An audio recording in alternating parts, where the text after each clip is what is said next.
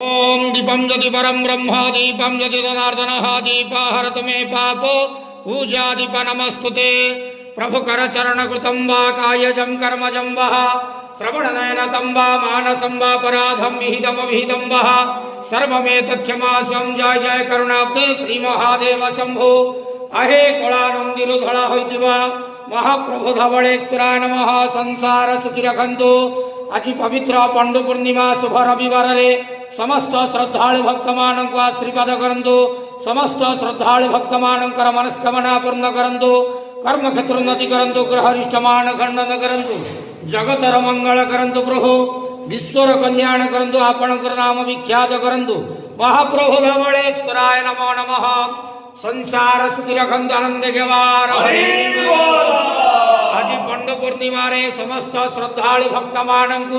आशीर्वाद करंतु आनंद गेवार।